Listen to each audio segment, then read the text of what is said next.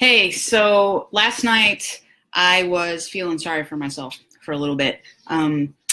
It's it's been a season. It's been a little bit of a hard week, and last night was a little bit of a hard evening. There were some things that happened that just made me a little emotional, and I was kind of just in a funk. And so I got home last night, and I was washing my face, and I remember, I literally looked up and looked in the mirror and said to myself out loud, "Sunday, stop feeling sorry for yourself."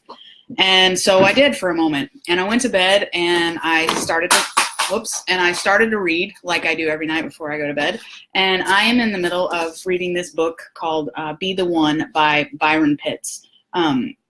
Before I go any further, I want to share something with you out of this book, but I got to tell you the story about this guy. I don't know if you've ever heard of him or not. Byron Pitts is his name. Here's his picture. He is an award-winning journalist. He is an ABC News correspondent. Used to work for 60 Minutes. But I've got to tell you, I got to give you a little background on this guy. His story is amazing. I actually just finished his autobiography called Step Out of Nothing, How Faith and Family Helped Me Conquer Life's Challenges. So not only is he an award-winning journalist, he's a Christian, so he gets to take his faith into the world, basically. He's reported on 9/11, been in Afghanistan. The guy's done amazing things. But here is what is so cool. Okay, he is an ABC News correspondent.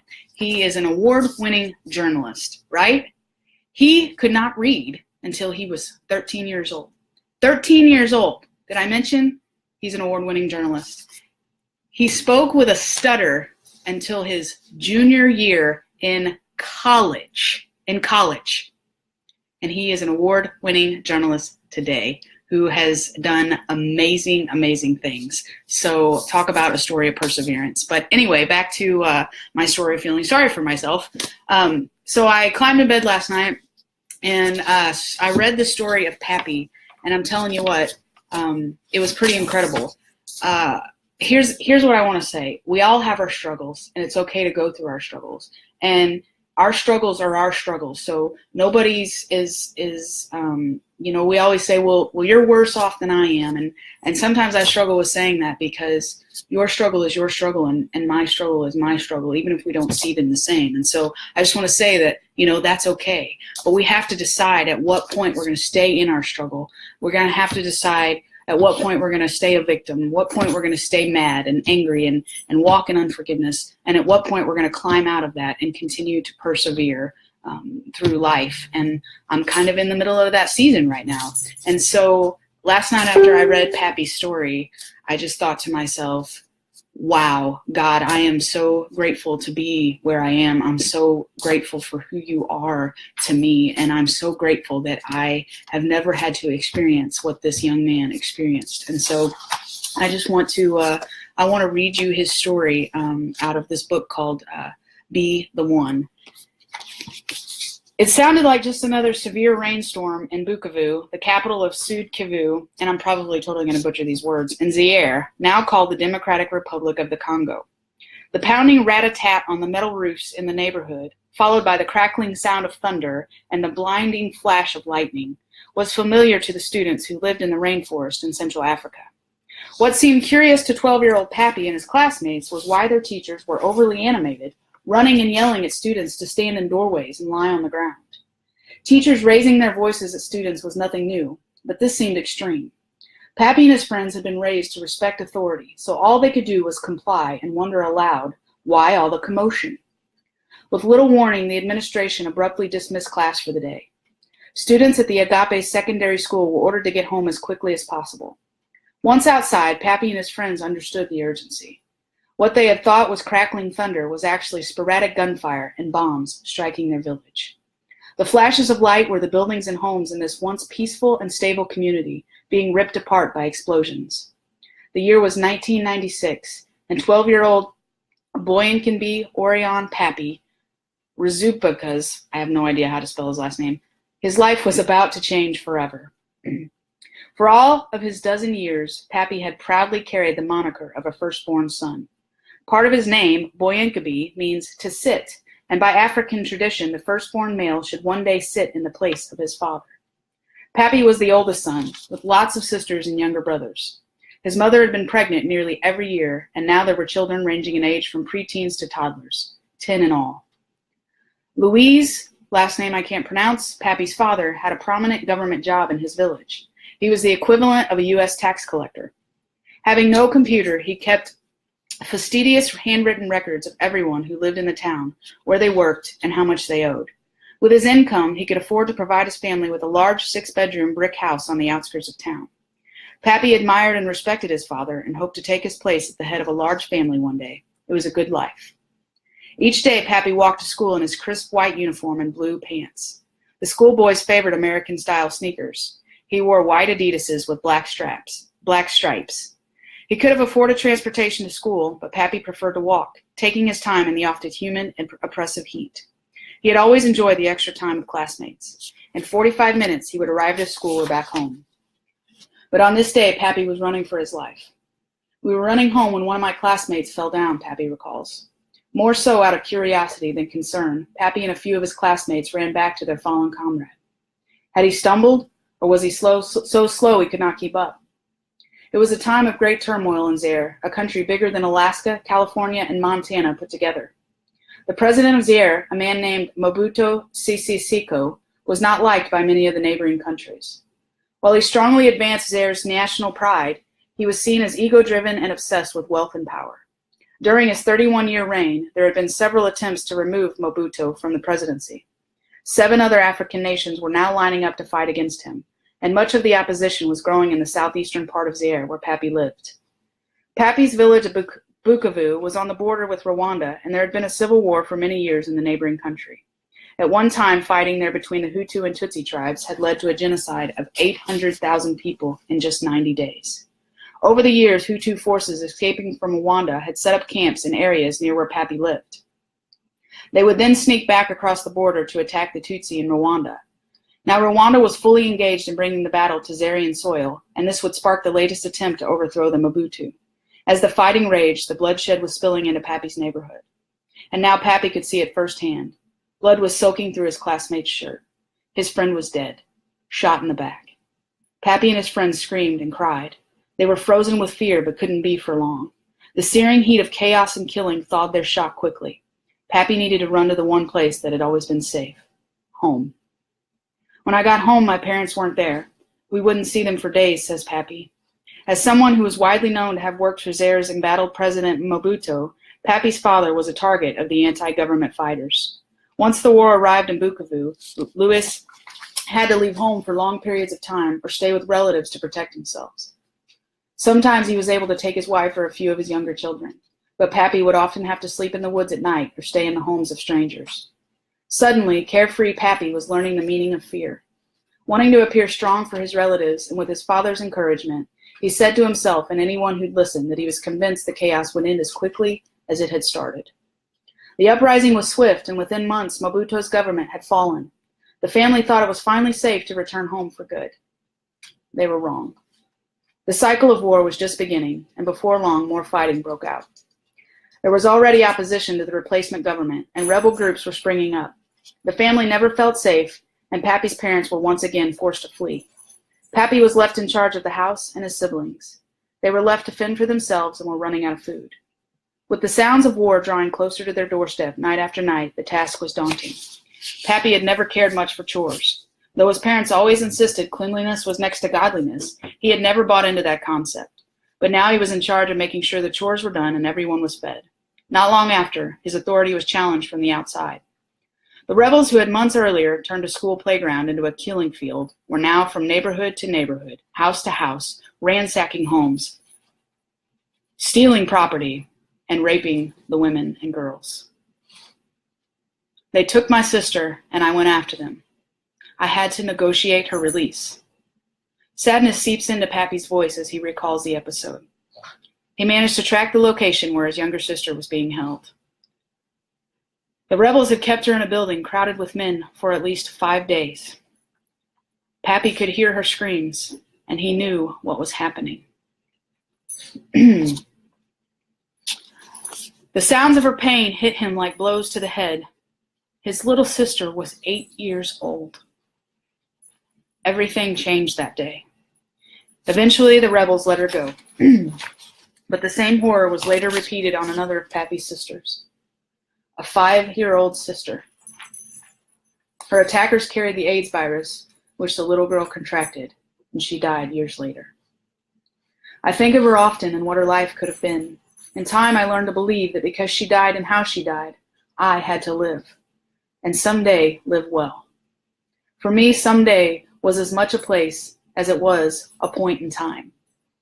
Each time Pappy and his family endured one horror, their reward was a new one, and a growing number of the most violent perpetrators were Pappy's age.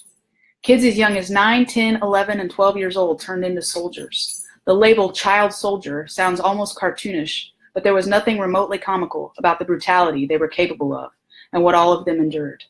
Most of them had been beaten, drugged, and indoctrinated with hate. Kids not yet drafted endured equal depravity.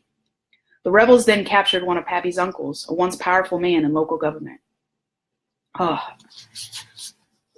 Before the rebels killed him, they gathered up Pappy and other children in the family to watch as their uncle was tortured. One day his lower lip was cut off, grilled, and fed back to him. Another day his hands were cut off. The next day it was his forearms, and this went on until the life was literally cut out of the man. The children were forced to watch at gunpoint, standing still, not allowed to scream or cry or make a single sound. I can't explain it, but I literally lost the ability to cry, Pappy says. It takes time to cry, and I needed every moment to stay alive, he adds. Not yet a man, Pappy was no longer a boy. He was trapped somewhere in the middle, a limbo. He was alive, but his soul was dying. Pappy's father, who got word to his family as often as he could while in hiding, eventually made his way back home. He somehow convinced his captors he was not a flight risk and would prove more valuable as a village mediator while back at home with his family. Pappy suspects someone in the family may have paid a bribe. Whatever allowed him to return to his family, Pappy's father could see the changes in his son and in his country. A devout Roman Catholic with a small farm and respected job, Louis had honorable dreams for all of his children, dreams that now seemed impossible. Much of the Congo had fallen into chaos. Rival rebel factions were killing one another and the innocent. Friends and relatives were approaching him to determine the availability of his sons, interested in recruiting them to become child soldiers. Now 13, Pappy was the ripe age, smart and surprisingly strong for a boy his size. At 5 feet 2 inches tall, he had the build of a fire hydrant atop Adidas sneakers. One uncle insisted Pappy should join his militia, known as the Mai Mai. It was better he fight with family than fight against them, the uncle insisted. But Pappy's father had another idea. He was secretly planning to send his son away from fighting. If Pappy could escape the Congo and survive, he could find a noble family to work for. My father would rather I be a slave than a child soldier, Pappy says. Once his decision was made, Louis acted quickly. We had just finished eating, and my dad just came to me and said, I love you, but I have to send you away because I don't want you to join any of these movements. I thought it was a joke, but he was quite serious. I've arranged everything, and this day at 4 o'clock in the morning we will leave and we will show you the way to go. His father had sewn $200 into a secret compartment in Pappy's pants. He had arranged with 2 other families to send their boys as well. Each carried equally large sums of money. That very night they hugged their parents and Pappy cried. Why would you want to let me go? He asked his father. His father said, I don't know how you're going to end up living, but I know that God will protect you. And whatever you end up doing, never forget your family. And never forget your people. Then, stealing away in the dark so no one would see them, the 3 boys took a bus from their village to the border and crossed into Rwanda. As the old and creaky bus snaked down the dusty road, belching smoke, they looked back at their parents. They knew the chances of seeing them again were faint. All they could see ahead was uncertainty. 3 boys on their own, less than $1,000 between them. They carried backpacks with a few clothes and a little food and the hopes, fears, and prayers of their families. And so began the dangerous adventure of 13-year-old Pappy, a 2.5-year journey that would sound like the exploits of a young Indiana Jones. He was headed into uncertain and often unfriendly territory. The 54 nations of Africa are populated by thousands of tribal groups speaking nearly 2,000 different languages. Many of the tribes had long been enemies. Pappy had no particular destination and no adult to guide him, and would undoubtedly lack the language skills to seek help along the way. He was also joining thousands of other Congolese refugees who were fleeing the violence in their homeland. They would flood the countries nearby as most unwelcome guests, all seeking the same necessities as Pappy, safety and freedom. Since Pappy and his friends were members of the Hutu tribe and Congolese refugees, escaping into Tutsi-led Rwanda was dangerous. That heading east was the quickest and closest path away from the Congo. If they were captured, their families hoped they would be put in prison or put to work. Both were better options than the brutality of life as a soldier. My dad thought of that. I think it was because his strong church. He's a man of faith, and as a child, he learned much about that. What does God want for us? Does he want us to kill people? Does he want us to rape people? Nor does he want us to be horrible people. So the three traveled by night and rested in the daytime. It was safer to navigate after dark when the Rwandan soldiers were asleep and the temperature was cooler. Without a compass or maps, they followed the roads. Often we just followed the moon. Constantly running from skirmishes and gunfire, they attempted to return to the Congo within weeks, but were driven back by more rebel fighting. Some friendly villagers suggested they head into the country of Burundi and seek help from the Congolese embassy. When they arrived in the capital city of Bujumbura, it had been weeks since they had eaten any real food. They rarely dared to enter a village in daylight, let alone a market.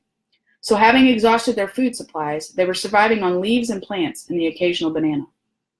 When they had no water to drink, they drank their own urine. Hungry, dirty, and smelling like 13-year-olds who had not bathed in weeks, they virtually collapsed at the embassy door. They might have been the youngest trio, but they were not the only people looking for help. The place was crowded with refugees. Pappy and his friends were like specks of sand on an ocean floor of misery. The adults around them could make a better case for their needs, and the children younger than Pappy's group must have looked more desperate than the adolescent boys. Thus, the embassy was little help. However, they were given travel documents and were advised to make their way to Zambia. The fastest and presumably safest route was by ferry boat on Lake Tanganyika, one of the longest and deepest lakes in the world. It runs about 420 miles and touches 4 different countries. The length of the lake was daunting, but it was the depths that scared the boys most. None of them could swim. So when we got to the ferry, we negotiated with the captain. He was Congolese and he understood the situation in the Congo. So he accepted to take us to Zambia, stop in Tanzania, but he had to hide us in the engine room of the ferry. So we had to spend about 3 days in this engine room. It was very hot, so after about a day and a half, we decided to come out because it was so hot. But when we came out, there were soldiers on board. The rebel soldiers were also headed to Zambia and were surprised and angry about the presence of these Congolese boys. At his age, Pappy could very well have been an enemy soldier. It was yet another moment when he feared he was about to die. In the Congo, I knew that one day already I was going to be killed. When I saw my friend running from school, actually, I thought I was going to die. And when I was in Rwanda, I thought that we were going to be captured and we were going to be killed. Because we were quite scared of the Rwandese, and on the ferry to Zambia, I was scared. I thought this was the end of my life. But the boat captain stepped in and risked his own life to save theirs. These soldiers started questioning us, what we were doing there, and they wanted to throw us into the lake, but the captain pleaded, was on his knees crying, "These kids are related to me. You can't throw them out of the boat." And luckily, they accepted to let us go. So the 3-day journey down Lake Tanganyika was tense but peaceful thanks to the brave intervention of the ferry captain. It was a kindness they were to see very little of during the rest of their journey. In Zambia, we talked to each other and decided to change some money from the money our parents had given us. We wanted to change to kwacha, the currency in Zambia. One of my friends had $400 and another had $200. In Zambia, we exchanged all of my friends' $200 because we didn't know the value of the exchange. They gave us the value of $20. The boys were learning they could trust no one but themselves. We didn't realize we were being robbed. People just kept asking for our money. A kind of greeting or warm smile from a stranger was often just a trap. Occasionally, they took a bus or negotiated for a high-priced ride in a truck or car, and quickly their parents' money was disappearing. At one river crossing, they were forced to give up not only money, but also a watch, a bracelet, and a school backpack in exchange for safe passage. "We don't want you here" was the one consistent message that Pappy and his friends received at every stop. In the Zambian city of a word I can't pronounce, just across the border from Tanzania, they were advised that the capital, Lusaka, might be the best place for them. It was more than 600 miles away, a long and tiring distance for 3 hungry, exhausted, and homesick teenagers. But they pushed on, spending endless hours hiding inside boxes on transport trucks taking the same route. Pappy remembers that it took a long time to get to Lusaka, probably months. It was another destination that they'd hoped would be the end of their road, where they could find work, perhaps a home, and where they could wait for the war in the Congo to end so they could return to their families. At each stop along their journey, they were convinced safety and a better life were just over the next rise. They soon realized they were fooling themselves. Every new village, almost every place they paused to rest, had its own challenges, different faces, familiar hardships. In Lusaka, we stayed there for 2 months or so, and again we couldn't survive there. People were harassing us. They were beating us up. We would exchange our money, and they would take everything. And so we decided to keep going. They had crossed 1,300 miles, most of it on foot. More than a year had passed, and they had not found a safe home. But they were still alive, and they considered that a blessing. Also, the fact that my parents might still be alive and that I would be able to see them one day, that's another thing that kept me going. You cannot die, because your parents will grow old and not see you growing old. Some of the land they had traversed was the most spectacular in all of Africa, but they'd hardly had the time or inclination to appreciate it. Forced to leave Zambia, they crossed the Zambezi River into Zimbabwe near Victoria Falls. For tourists from around the world, including Americans, it is a place of rare beauty, one of the most wondrous sights in all the world. Tourists pay thousands of dollars to see Victoria Falls, go on a safari to spot rare and dangerous animals, and enjoy the exotic vistas. The boys did it for free. They were not tourists. Surrounded by wild animals, they were suddenly part of the food chain. The message in Zimbabwe was much the same as in other countries: go someplace else. This time they were told that South Africa was welcoming Congolese refugees and they would find a better life there. But border guards would not allow them to enter South Africa without travel documents and visas, which Pappy and his friends could not acquire. The only alternative was to sneak in across a crocodile-infested river. Many others had died trying to make this crossing. The boys' options seemed to have finally run out. And with that news, a kind of despair began to fill Pappy. And after nearly 2 years of traveling, he thought about giving up. Life became very meaningless. You think about how you believe that if you get to this particular town, you will do much better. Whoops, sorry, my phone's ringing. You will be protected and you will have a good life. It's not so. So at that particular time, you want to take your own life. And that's what I wanted to do. If you get to that point where you want to take your own life, I don't think you can go any lower. Hopelessness brings desperation, and Pappy had finally reached his lowest point. At that time, desperation had led us to believe in the powers of the devil. Anything that can take us from a place to another, we believe in that. It doesn't matter what they do. It was always in these moments, the depths of despair, that he could hear his father's voice and his words of insistence. Pray, boy. Always pray. For much of his childhood, religion had been mostly a ritual for Pappy, something his family had engaged in for generations. Now his faith had meaning. Many nights he would go to bed hungry, but prayer and the words in the Bible verses he'd memorized fed his soul. He felt both an emotional and a spiritual lift, knowing the words he uttered in the evenings were similar to the words he'd heard his father and other family members use. Faith, like his daily circumstances, was hard to explain. One zapped his strength, the other gave him the will to try again the next day. A mix of desperation and faith allowed Pappy to see opportunity. He'd already seen the worst of people and the good. He chose to believe better days were ahead. How soon, he didn't know. Still, staying hopeful, like staying alive, was almost a daily challenge. Pappy and his friends eventually hired a local guide who could take them by boat across the river. Okay, you're not going to believe this. But the guide advised the trio to meet with a local witch doctor. Rumor had it he was skilled at getting refugees safely across the Limpopo River into South Africa. Pappy was hesitant. He was a Christian. What would his father, a devout Catholic, think of his son seeking the advice of a witch doctor? Pappy had to get over his hesitation. To this point, the journey had taught him to believe whatever he needed to believe in order to survive. As payment, the witch doctor made them give up all their belongings. For 2 nights, he treated them with his spells of protection. Then he walked the boys to the edge of the river, and Pappy saw him sprinkle something in the water. He told them to enter the water and that they would be safe, and the crocodiles moved away like when Moses parted the Red Sea in the Bible. Pappy says, and you could see crocodiles going that side and crocodiles going that side wherever we were to cross. I don't know which kind of power allowed him to do that kind of thing that he did there, and I don't know who really protected us that particular moment, but we could pass in the middle and literally see the crocodiles this side and that side. It was amazing, crazy. The boys crossed the river unharmed. They arrived in a national park. They walked for many days looking for someone who might take them to a refugee camp. They finally stumbled upon a military encampment where the soldiers fed them milk and porridge. The next day, the soldiers turned the teenagers over to the local police, who put them on a train to Johannesburg. From Johannesburg, they made their way to Cape Town, and there, at the tip of the African continent, there was seemingly no place left for them to go. The Red Cross took them in for a few months, but soon they were on their own. Bed space was limited, and they eventually grew restless. There had to be more to life than this refugee camp. Pappy would often tell himself this and any of his friends who would listen. For a time, they slept under a bridge and ate from garbage cans. They found odd jobs selling fruits and vegetables on the street and later washing car windshields at red lights. From middle-class schoolboy to squeegee boy in 2 years, prospects for a bright future were beyond dim, and at the time, they seemed pitch black. So Pappy thought he had gotten the break of a lifetime when he met a Nigerian businessman who offered him work. It turned out he was a drug dealer and child molester. He put Pappy to work as a drug mule. Pappy had traveled 2,292 miles to escape the violence of war in his hometown of Bukavu, and now he was facing a new kind of brutality. At some point, I decided I just needed to die. I can't take it anymore. I didn't know if my parents were alive, what was happening. One day, I went to the train station and jumped in front of a moving train, but I didn't die. I just threw myself, and I was still okay.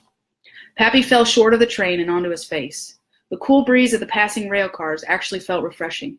The taste of dust in his mouth reminded him he was both alive and hungry. For a moment, he imagined the mix of saliva and dirt was delicious-tasting peanut butter. The pain of his scraped elbows and knees shook him back to reality. He was still alive, and life was still very hard. Tired and desperate, he decided to rob his employer and move to the next town. But the drug dealer caught him and put a gun to his head. As the Nigerian began to pull the trigger, his wife pleaded for Pappy's life. The drug dealer let him live. At that moment, Pappy realized he had a choice, either to keep dying or start living. One of his friends from home had already become addicted to drugs and was lost to the streets. Pappy never saw him again. With the promise of work in a small shop, Pappy found a way to move to a small town called Worcester. Hardship had taught Pappy the value of being valuable.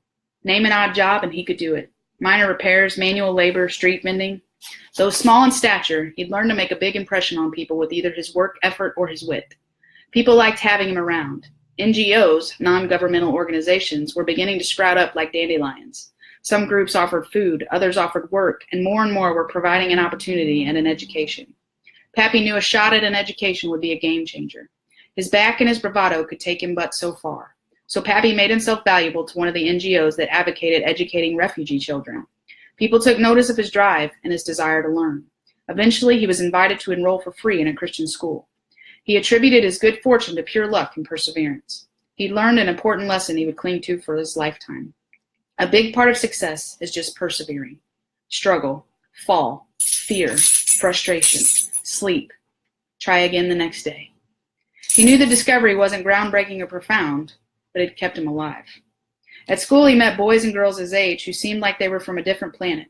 Since the day he left his family in the Congo, he'd spent almost every waking hour consumed by one thing, finding food.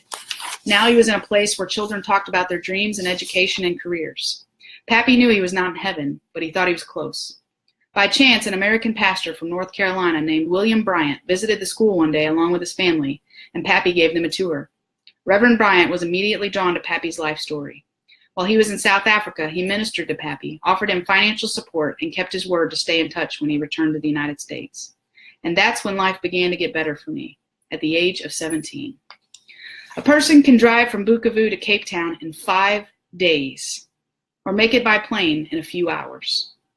Pappy made it on foot, ferry boat, buses, the backs of trucks, and cargo trains in 2.5 years. He lived a lifetime in 30 months, relying on his own wits and the kindness of strangers. It was not until 2007 that Pappy finally returned to the Democratic Republic of the Congo. Here is how he describes his homecoming. It was with a mixture of pain and joy as I crossed back into my country, the place of my birth. My family had been on the move almost the entire time I had been away. It had been too dangerous for them to stay in one place. I managed to track them down and was overwhelmed with emotion when, at last, we were reunited. I wanted to hold them and never let them go. I stayed with them a week, and though my heart was glad to see them, I could see the years had brought much pain to their lives. My father and mother were thin and looked old. They were not the same people I had left behind. I knew they had seen much suffering. The day I left my beloved country, I looked at every member of my family and the entire population in my beautiful village and prayed that the suffering and pain I saw would one day be replaced with hope and that peace would once again be restored. Today, Pappy lives in Germany, where he works for a relief agency called Youth with a Mission. His vision is to return to the Congo someday to open a school and educate the children who have been affected by war, specifically the child soldiers. I lost much of my childhood, and that I will always regret. But I learned things about myself, the spirit within me. Strife has taught me there is no time to waste, no time for bitterness, no time for self-pity. I was allowed to live for a reason. I believe that reason is to serve, save someone else. There is a Pappy out there waiting for me, waiting to hear my whisper. Hold on, you can make it. Where do you go? Where do you hide when the world hurts too much? For Pappy, the answer is the church. I was raised in a Christian household. During the worst of the fighting, the one place people still felt safe was inside the walls of the church. As I made my way to South Africa, I discovered that the church lived in me. My faith helped carry me to safety. Is that powerful or what? At the end of each one of these stories, Byron asks this question: where do you go? Where do you hide when the world hurts too much? I don't know, it just moved me because I was in a place of self-pity. And I can choose to stay there, or I can choose to walk out. And as Pappy says, we can either keep dying, or we can start living. So I just want to encourage you, with whatever you are going through right now, let yourself go through it. Let yourself grieve it. But do not let yourself stay stuck there. Because you're either going to keep dying or you're going to start living. Life is about perseverance, and we're all going to go through things. But the reality and the good news is we don't have to go through those things alone. I hope that's encouragement to you, and I thank you for listening, and I encourage you to go buy the book, Be the One by Byron Pitts. Also, his autobiography is even more powerful, Step Out on Nothing. And I am going to get the honor and the privilege of meeting Byron actually in May at the Honoring Our Mothers dinner in Branson on May 4th. I'm super excited about it. And if you want some more information on that, you can check them out at thecaringpeople.org/honor moms. I'm taking my mommy with me. Yay. Super excited. So anyway, I hope you have a great night. And remember, today is the day to start living. God bless.